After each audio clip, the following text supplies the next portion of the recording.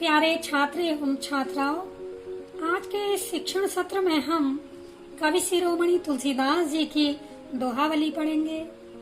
दोहावली में कवि की भक्ति, नीति एवं चरित्र विषयक लगभग 575 दोहे हैं। इनमें से कुछ दोहे राम कथा एवं रामचरित्र से संबंधित भी हैं। तो आज हम अपने कक्षा 11 हिंदी के पाठ्यक्रम संबंधी दोहों का रसास्वादन करेंगे।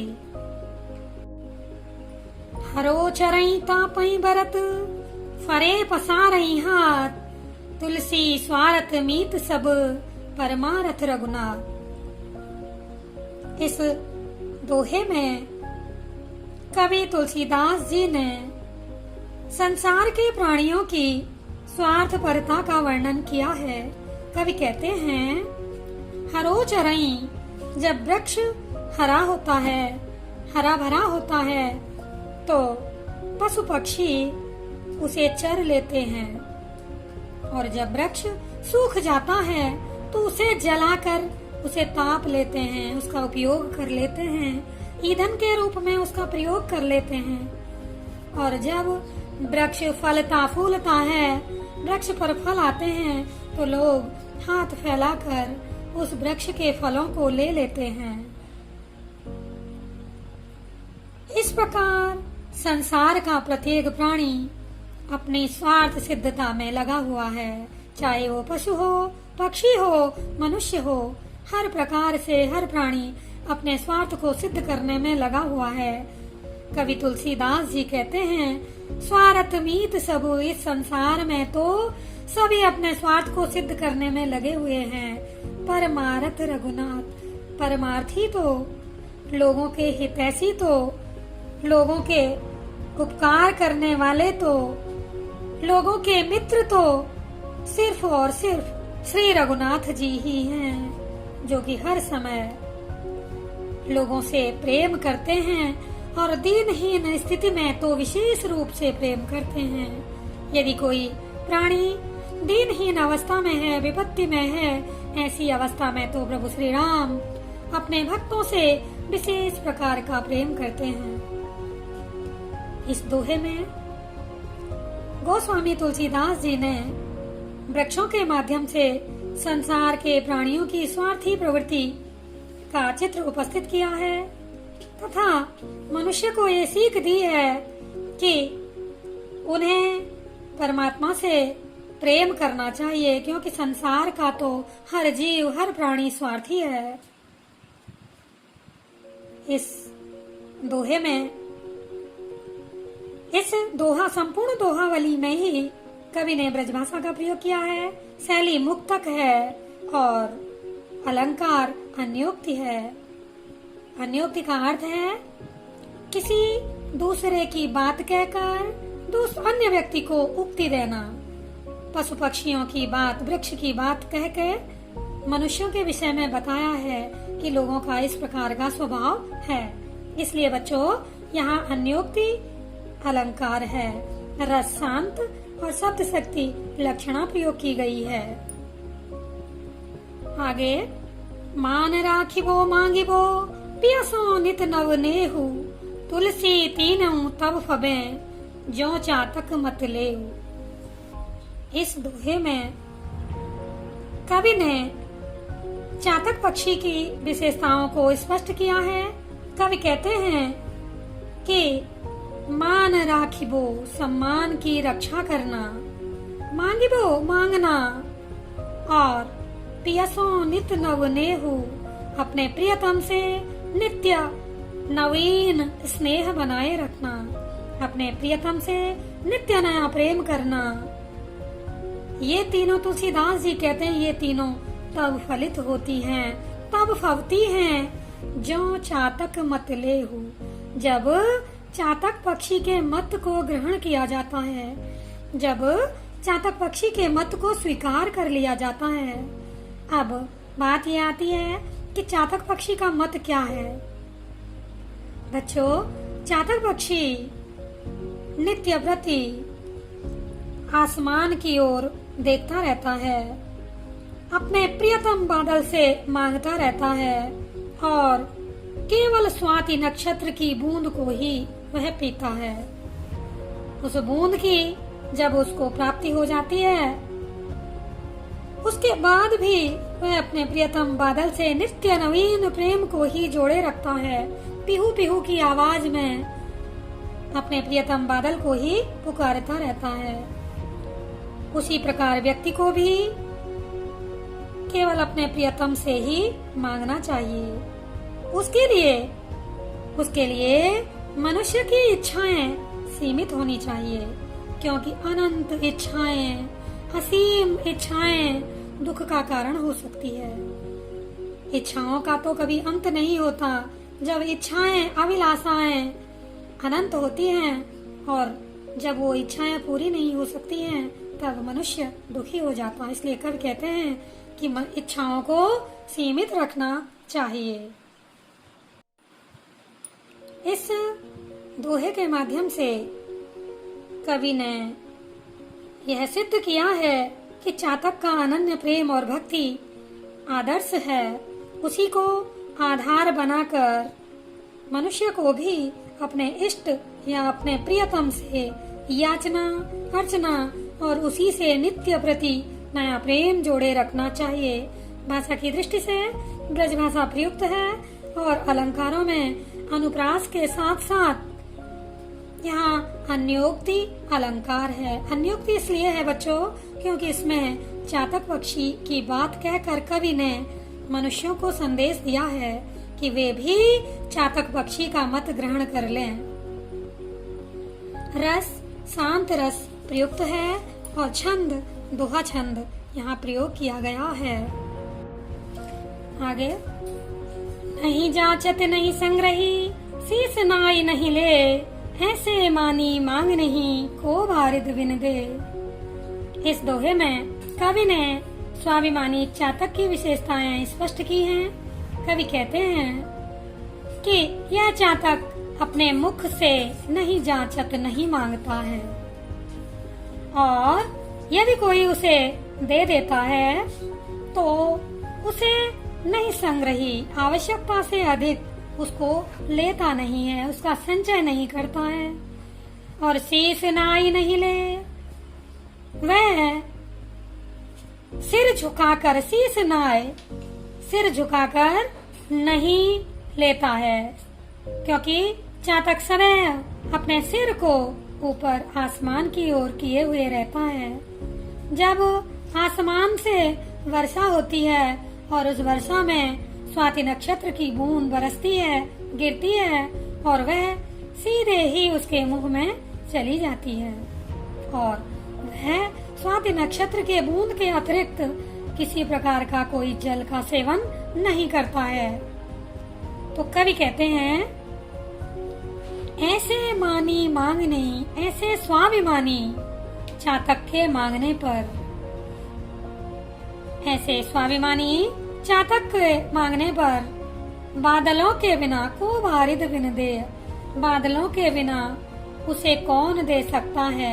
अर्थात बादलों के अतिरिक्त उसकी इच्छा को कोई भी पूरा नहीं कर सकता है, क्योंकि बादल अनंत जल से परिपूर्ण होते हैं, अनंतता से परिपूर्ण होते हैं, और बादल ही उसकी मौन याचना को समझते हैं और उसे पूरा करते हैं। इस दोहे में भी कवि ने अन्योक्ति दिया है। इस अन्योक्ति के माध्यम से कवि ये कहना चाहते हैं, जो ईश्वर का सच्चा भक्त होता है वह नहीं जांचत, वह अपने लिए कभी भी कुछ नहीं मांगता है, और यदि उसको भाग्यवश कुछ मिल भी जाता है, कुछ प्राप्त हो भी जाता है, तो वह उस सुख संपदा को संचय नहीं करता है, उसको इकट्ठा नहीं करता है, और जब उस संपदा को, उस धन को लेता भी है तो शीस नाय नहीं ले, सिर झुकाकर नहीं लेता है, चाटुकारी करके नहीं लेता है, शीस उठाकर बड़े ही स्वाभिमान के साथ उस धन को ग्रहण करता है। ऐसे मानी मांग नहीं, ऐसे ईश्वर के स्वाभिमानी भक्तों को ईश्वर के अतिरिक्त, प्रभु श्री राम के अतिरिक्त कौन दे सकता है, अर्थात कोई भी नहीं। इस दोहे में कवि ने चातक पक्षी के माध्यम से स्वाभिमानी एवं एकनिष्ठ भक्ति के गुणों पर प्रकाश डाला है। कवि ने ये बताया है कि प्रभु के दान का आदर्श रूप प्रस्तुत हुआ है और जब ईश्वर कृपा होती है तो भक्त को बिना मांगे ही वे उनके इच्छित फल दे देते हैं। भाषा की दृष्टि से ब्रज भाषा है, अलंकार, अनुप्रास तथा अन्योक्ति है। आगे, चरण चौच लोचन रंग्यो, चलो मराली चाल, छेर नीर विवरण समय, बक उगरत ते ही काल। इस दोहे में कवि ने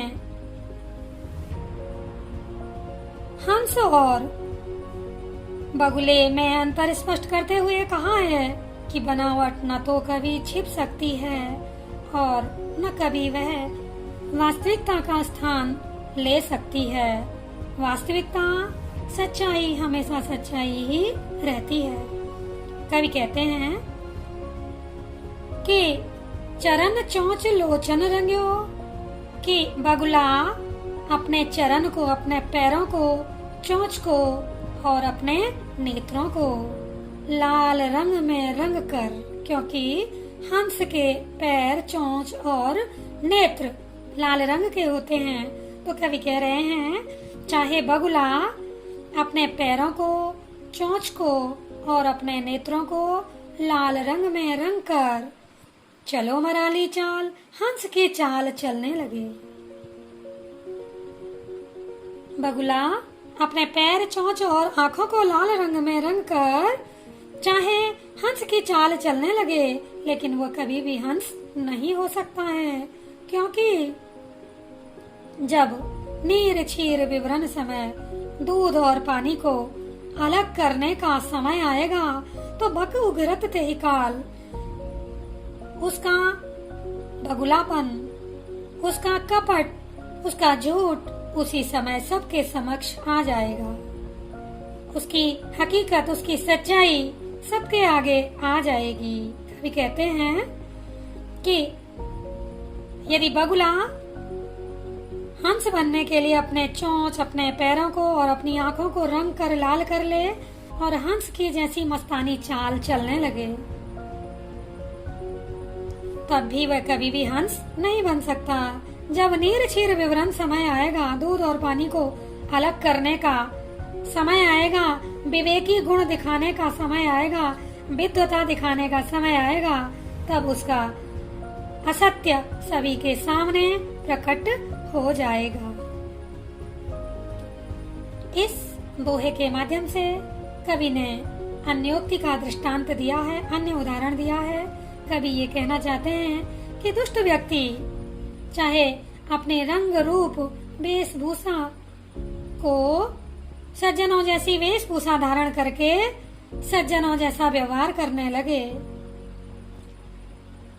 परंतु उसकी सज्जनता ज्यादा दिन तक नहीं रह सकती है। दुष्ट अपनी दुष्टता से बाज नहीं आता। जब समय विवेक दिखाने का, बुद्धि परीक्षण का समय आएगा तो दुष्ट की दुष्टता, मूर्ख की मूर्खता सबके समक्ष आ जाएगी। इस दोहे के माध्यम से कवि ने यह स्पष्ट किया है कि दुष्ट व्यक्ति ऊपर से कितना भी भला बनने का प्रयास करे, वह सज्जन दिखाई भी दे, किंतु उसकी दुष्टता प्रकट हो करके ही रहेगी। कभी न कभी उसकी दुष्टता लोगों के समक्ष आई जाएगी। यहाँ पर कवि ने पाखंडी और झूठे व्यक्तियों पर बहुत ही करारा व्यंग्य किया है। अन्योक्ति और अनुप्रास अलंकार प्रयुक्त है। रस, शांत रस प्रयोग किया गया है। इस दोहे के माध्यम से कवि ने यह बताया है कि संसार में परोपकारी लोगों की हमेशा सराहना होती है। कवि कहते हैं, आप कह सब भलो, अपने अपने लिए तो सभी भले होते हैं। अपने अपने लिए तो सभी भले भले कार्य करते हैं, लेकिन कुछ लोग ऐसे भी होते हैं जो अपने कह कोई कोई अपनों के लिए, अपने मित्रों के लिए, अपने सगे संबंधियों के लिए, अपने रिश्तेदारों के लिए भला करते हैं। अपने सगे संबंधी लोगों के लिए हमेशा तत्पर रहते हैं, उनके लिए तैयार रहते हैं, उनकी भलाई करने के लिए तैयार रहते हैं। परंतु तुलसीदास कहते हैं कि सब कह जो भलो, जो लोग सभी का भला करते हैं, सभी का भला चाहते हैं, ऐसे सुजन सराहिया सोई, ऐसे सज्जनों की सराहना संसार में होती है। ऐसे ही सज्जन संसार में सराहना के योग्य होते हैं। फिर से देखें, कवि कहते हैं कि अपने लिए तो सभी भले होते हैं, लेकिन अपनों के लिए भी कोई भला होता है। अपने रिश्तेदारों, सगे संबंधियों के लिए भी कोई व्यक्ति भला होता है। तुलसीदास जी कहते हैं कि इनमें से भी सबसे श्रेष्ठ वो व्यक्ति होते हैं जो सभी का भला चाहते हैं और करने में लगे रहते हैं, जो सभी का भला करने में लगे रहते हैं और हृदय से भी सभी का भला चाहते हैं। ऐसे श्रेष्ठ लोग, ऐसे सुजन, ऐसे श्रेष्ठ लोग संसार में सराहना के योग्य होते हैं। काव्यगत सौंदर्य की दृष्टि से संसार में ऐसे व्यक्ति ही सर्वश्रेष्ठ होते हैं जो सभी में गुण, अच्छाइयाँ देखते हैं और सभी का भला करने में लगे रहते हैं। अनेक भावों को व्यक्त करने वाली ब्रजभाषा प्रयोग है। अलंकार यहाँ भी अनुप्रास और शांत रस प्रयुक्त है। प्रश्नों की दृष्टि से हमारे यूपी बोर्ड के पैटर्न में प्रत्येक गद्यांश और पद्यांश में से 5 प्रश्न आते हैं जो कि 2-2 नंबर के होते हैं। तो इन प्रश्नों में से पहला प्रश्न सभी जगह समान होता है। प्रस्तुत काव्यांश के कवि या लेखक का नाम बताइए और गद्यांश अथवा पद्यांश के शीर्षक को भी लिख दीजिए। तो इस काव्यांश का, इस पद्यांश का शीर्षक है दोहावली और इसके कवि हैं तुलसीदास जी। उसके बाद दूसरा प्रश्न रेखांकित अंश व्याख्या आती है। उसके लिए हमें प्रत्येक काव्यांश का अर्थ अच्छे ढंग से समझ में आना चाहिए। उसके बाद अनेक प्रश्न बन सकते हैं, किसी भी प्रकार का प्रश्न आ सकता है, उसके लिए हमें तैयार रहना होगा। जैसे पहले दोहे के हिसाब से पहला प्रश्न हो सकता है, पशु पक्षी कैसे वृक्षों को चरते हैं? तो पशु पक्षी हरे वृक्षों को चरते हैं। दूसरा प्रश्न हो सकता है, संसार के लोग कैसा व्यवहार करते हैं? तो संसार के लोग स्वार्थपूर्ण व्यवहार करते हैं। अगला प्रश्न हो सकता है, कवि ने किसे परमार्थ का साथी बताया है? कवि ने बताया है परमार्थ रघुनाथ। कवि ने कहा है कि परमार्थ का साथी तो प्रभु श्री रामचंद्र जी ही हैं। अगला प्रश्न हो सकता है, दूसरे दोहे के अर्थ पर चातक किससे मांगता है? चातक अपने प्रिय बादलों से मांगता है। अगला, सम्मान की रक्षा करना और मांगना, प्रियतम से नित्य नया स्नेह बनाए रखना, ये तीनों कब फलीभूत होते हैं, कब फबते हैं? तो इसका उत्तर होगा, ये तीनों तब फलीभूत होते हैं जब चातक के मत को ग्रहण कर लिया जाता है, चातक के मत को स्वीकार कर लिया जाता है। बच्चों, इस प्रकार अनेक प्रश्न आ सकते हैं।